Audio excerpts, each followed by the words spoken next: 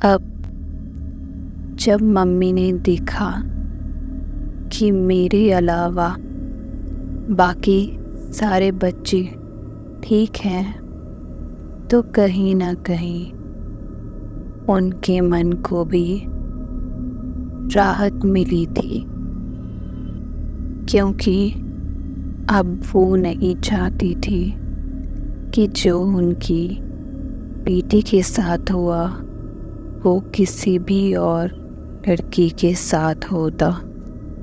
खैर, उन्होंने बच्चों को जाने दिया और अब कहीं ना कहीं वो मेरा सल्यूशन ढूंढने पे लग गई। मेरी सारी सहेलियों का सिर्फ एक ही सवाल था कि जब सबने ही नारियल खाया तो सिर्फ सुनीता की तबीयत ही कैसे खराब हो सकती है।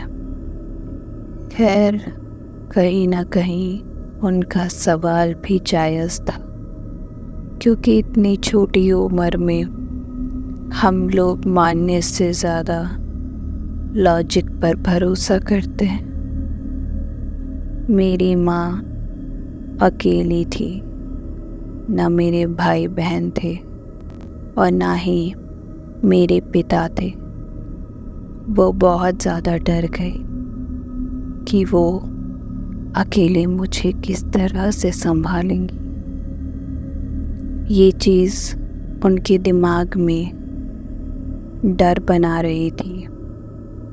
उन्होंने अगल बगल की औरतों से मदद ली, जिससे उन्हें गांव के ही एक तांत्रिक बाबा का पता चला, क्योंकि उन्हें सिर्फ इतना था कि इसको कुछ हुआ है, पर क्या हुआ है ये एग्जैक्टली उन्हें कुछ नहीं पता। उसकी औरतों ने उन्हें एक बाबा जी का नंबर दिया और पता भी। मेरी माँ के पास मोबाइल नहीं था, तो वो सीधा उनके पास ही चली गई। उन्होंने कहा कि वो उनके घर शाम के टाइम समय आएंगे, तो वो सारी तैयारी करके रखी। उन्होंने जो जो मेरी माँ को बोला, मेरी माँ ने सब किया। शाम को बाबा जी आते हैं और पूजा करना शुरू करते हैं, जिसमें वो पूछते हैं कि मेरे अंदर जो आया है वो कौन है और वो हमसे क्या चाहता है। उसने कहा कि वो सुनीता के दादाजी हैं और उनकी आत्मा भटक रही है। उनकी कुछ इच्छाएं अधूरी रह गई हैं और अगर मेरी मम्मी उन्हें पूरा करती है तो वो यहाँ से चले जाएंगे। मेरी माँ के पास कोई दूसरा चारा नहीं था। वो क्या करती? उनसे जैसा कहा गया उन्होंने दूसरी बार भी वैसा ही किया, पर कुछ दिनों में फिर मेरी तबीयत वैसी ही होने लगी।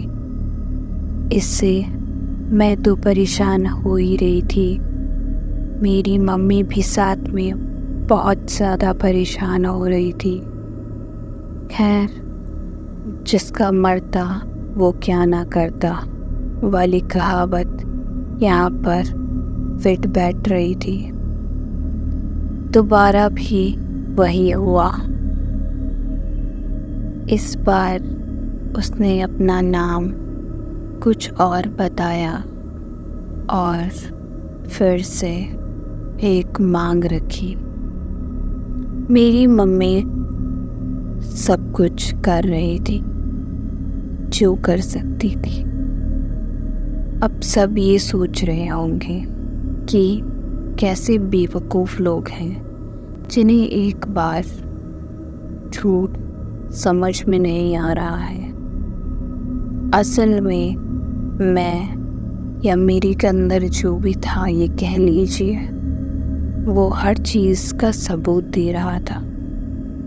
फॉर एग्ज़ाम्पल, अगर वो कह रहा था कि वो मेरे दादाजी हैं, तो वो उनका नाम, उनके बच्चों का नाम, अपने पूरे ख़ानदान का नाम, सब कुछ सबूत के तौर पर बता रहा था, तो भरोसा करना ही पड़ा। अब ये एक नहीं मल्टीपल टाइम्स होने लगा। वो झूठ बोलता और मेरी मम्मी को वो काम करना पड़ता। मेरी मम्मी ने बाबा जी को कहा कि ये कितने टाइम और चलेगा, क्योंकि आप इसे पकड़ नहीं पा रहे हैं और ये झूठ पर झूठ बोले जा रहा। मुझे तो लगता है कि ये कोई एक ही चीज़ है जो बहुत सारे लोगों का बस नाम ले रही है। इस बार तांत्रिक समझ गया और उसने सख्ती से पूछना शुरू किया। तो वो बोलने लगा कि जो पड़ोस में तुम्हारी डेथ हुई है, मैं वो हूँ। नीचे कोई आंटी का नाम लेने लगा और बहुत से गांव वालों के नाम लेने लगा कि मैं उनके परिवार से हूँ, उनके परिवार से हूँ। इस बार तांत्रिक बिल्कुल भी बहकावे में नहीं आया और उसने बहुत ज़्यादा सख्ती से पूछा।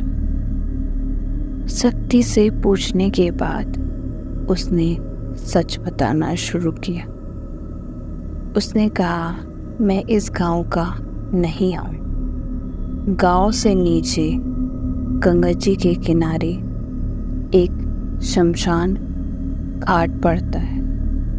मतलब आप ये कह सकते हैं कि कोई प्रॉपर शमशान घाट नहीं है, बस गंगा के किनारे लोग जलाए जाते हैं जिनकी डेथ हो चुकी होती है।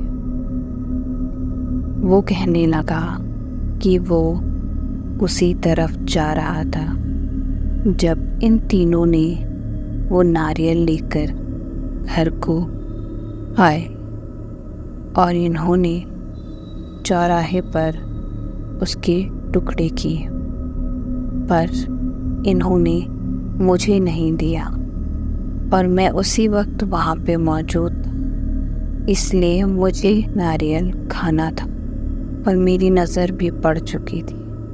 मैं बाकी सब पर तो कुछ नहीं कर पाया, पर मैं सुनीता के पीछे आ गया। सुनीता उन सब में से सबसे ज़्यादा कमज़ोर थी और अब मुझे यहीं रहना है, अब मुझे कहीं नहीं जाना है।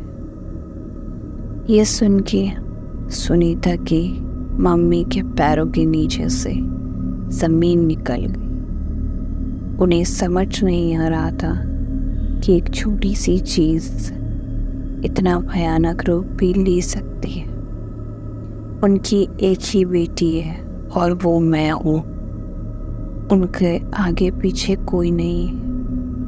उन्होंने मुझे बचाने की हर मुमकिन कोशिश की। वो उससे कहने लगी कि वो उसकी हर इच्छा पूरी करेंगी, पर हाथ जोड़ के वो उसकी बेटी को छोड़ दें।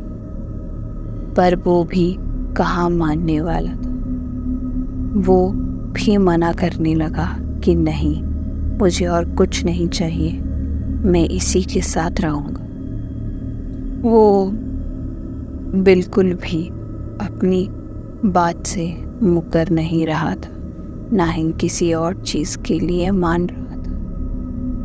मेरी मम्मी बहुत ज़्यादा निराश हो गई और बाबाजी की तरफ देखकर हाथ जोड़कर कहती है, मेरी इकलौती संतान है और यही मेरे जीने का सहारा है। हाथ जोड़कर विनती करती हूँ, इसे बचा लीजिए।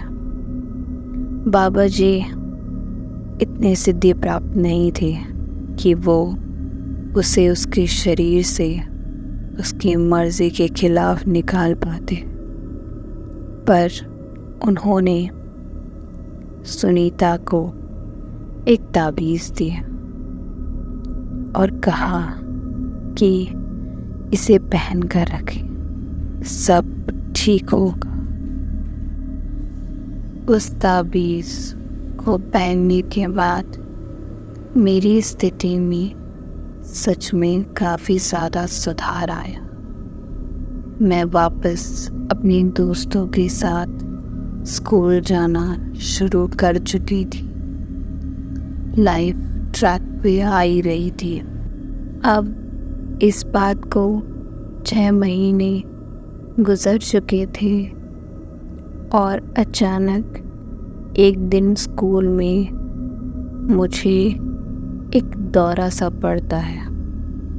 मुझे कुछ याद नहीं कि मैं क्या हरकतें कर रही थी, पर मेरे दोस्तों को बहुत अच्छे से याद था। उन्होंने बताया कि मैं बहुत ज़ोर से चीखना चिल्लाना और अपने बाल नोचना ऐसा कर रही थी। स्कूल के सारे बच्चे मुझसे डर रहे थे।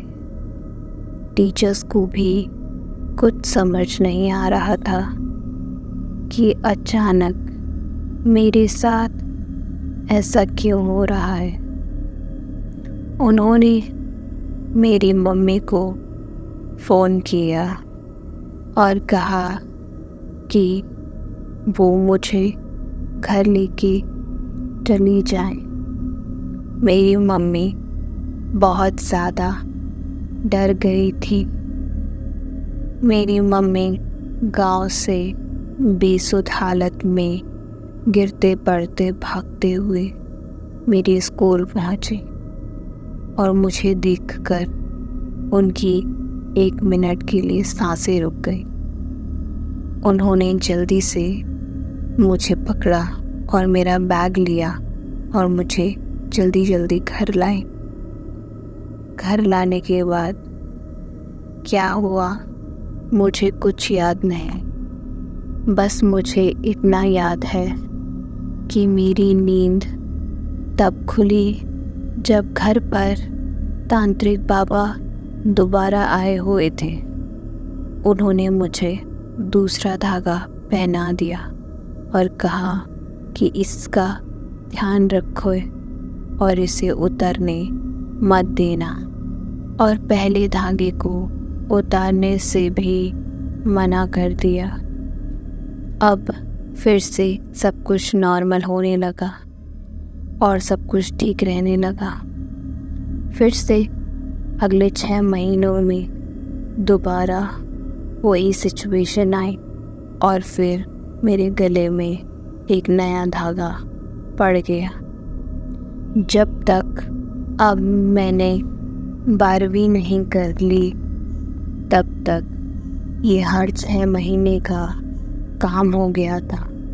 हर 6 महीने में मुझे कुछ ना कुछ इस तरह से होता रहता था और फिर मेरे गले में एक और धागा, एक और धागा, एक और धागा ऐड होता रहता था। मुझे नहीं समझ में आ रहा था कि ये क्या हो रहा है। जब तक मैं 12वीं क्लास में आई, धागों का गुच्छा बन चुका था मेरे गले में, पर मुझे निकालने से मना किया गया था। मैं और मेरी मम्मी, हमारे परिवार में सिर्फ हम 2 ही लोग थे, तो मेरी मम्मी ने मुझे आगे नहीं पढ़ाया और मेरी शादी करने का फैसला किया। लड़का अच्छा था, शहर में काम करता था और उसकी एक बहन थी। परिवार छोटा था और अच्छा भी। मेरी मम्मी को लगा कि मेरे लिए वो घर सबसे अच्छा रहेगा, जो कि मैं भी इस चीज़ को मान रही थी। शादी की डेट फिक्स हुई। उन्होंने मुझे देखा, मैंने उन्हें देखा। हम दोनों को एक दूसरे पसंद आ गए और हम लोगों ने अपनी अब शादी के लिए हामी भरी। मेरी मम्मी ने मेरी कंडीशन के बारे में उन्हें पहले ही सब कुछ बताया है और गांव में ये बहुत नॉर्मल भी था, तो उन्हें कोई ख़ास परेशानी नहीं हुई। उन्होंने मुझे उसके साथ ही एक्सेप्ट किया। मेरी मम्मी ने मुझे जाते हुए कुछ इंस्ट्रक्शंस दिए, जैसे मुझे खाने का परहेज रखना है, कहीं बाहर घर से नहीं खाना है, और कोई औरत अगर अशुद्ध अवस्था में हो तो मुझे उसके हाथ का भी नहीं खाना है। मैं उस चीज़ को अच्छे से समझी और मैंने इस चीज़ का पूरा ध्यान रखा। सब सही चला, ज़िंदगी अच्छी चल रही थी और शादी के बाद जो 6 महीनों में मेरे साथ दिक्कत होती थी वो भी कम हो गई। लाइफ बहुत अच्छी चल रही थी कि अचानक एक दिन मेरे पति की बहन मायके आती है और मैं किसी काम की वजह से थोड़ा खेतों में गई हुई थी। तो उस दिन उन्होंने खाना बनाया और शायद वो उस शुद्धता का ध्यान रखना भूल गई, या शायद उन्हें पता ही नहीं था और मैंने बताया भी नहीं। आप इसे मेरी ख़राब किस्मत भी कह सकते हैं, जो शायद मेरा पीछा नहीं छोड़ रही थी। मेरी तबीयत फिर से बहुत ज़्यादा ख़राब होने लगी। मैं अपनी सास को मारने लगी, उन पर कूद जाना और जंगली जानवर की तरह हरकतें करना, ये सब हुआ। उन्होंने कुछ दिन मुझे संभाला, पर उसके बाद मेरी माँ को फ़ोन कर दिया, यह कह के कि ये पागल हो गई है और अगर इसी तरह से चलता रहा तो वो मुझे घर से निकाल देंगी और कभी वापस घर पर नहीं रखेंगी। मेरी माँ मेरा घर टूटने के डर से जल्दी से मुझे लेने आई और मायके ले जाकर वापस उसी बाबा से मेरा दोबारा इलाज करवाया। उन्होंने फिर से कोई पूजा की और मुझे फिर से एक धागा दिया। मेरी स्थिति में फिर थोड़ा सा सुधार था। मेरे पति, जो मुझसे बहुत ज़्यादा प्यार करते थे, मुझे वापस लेने आए। मेरी मम्मी ने मेरे पति को वापस से सारे प्रिकॉशंस याद दिलवाए। उन्होंने मेरी माँ को आश्वासन दिया कि वो अब से मेरा ध्यान और ज़्यादा अच्छे से रखेंगे, और इसी शर्त के साथ वो मुझे घर वापस ले गए। मैं घर वापस गई, सब ठीक हो गया, लाइफ वापस ट्रैक पे आ गई। अगले ही साल मैंने कंसीव किया और घर में खुशी का माहौल था, पर मेरी सास की एक ज़िद थी कि अगर कोई भी बच्चा डिलीवर होगा तो वो हमारे गांव वाले घर में ही होगा, ये सब हॉस्पिटल में नहीं होगा।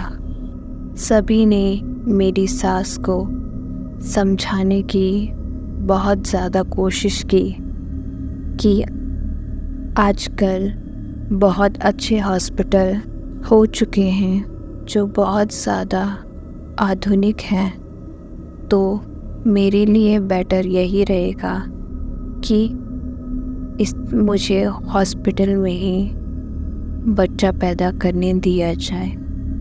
पर मेरी सास ज़िद पर अड़ गई और कहने लगी कि मेरी सारी औलादें इसी घर में हुई हैं और मेरी बेटों के बच्चे भी इसी घर में होंगे और इस पर कोई बहस नहीं होगी। हम भी क्या कर सकते थे। हमने सारी बातें मानी और आखिरी वो दिन आया जब मुझे लेबर पेन शुरू हुआ। मैं बहुत ज़्यादा दर्द में थी और मैं सुबह से ही दर्द में थी और अब शाम के 6-7 बज चुके थे और अभी भी बच्चा डिलीवर नहीं हुआ था। गांव की औरतों ने मेरी सास को सजेशन दिया कि अगर ये इसी तरह पेन में रही तो ये मर जाएगी, हमें अभी इसे हॉस्पिटल लेके जाना पड़ेगा।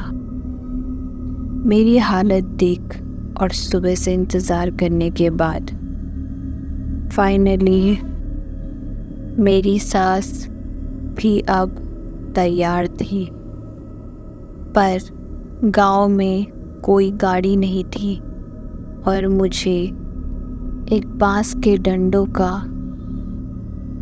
बेड बनाकर शहर की ओर ले जाने लगे। पर अभी शहर पहुंचने में मुझे बहुत समय लगता और अचानक बीच रास्ते में ही मैंने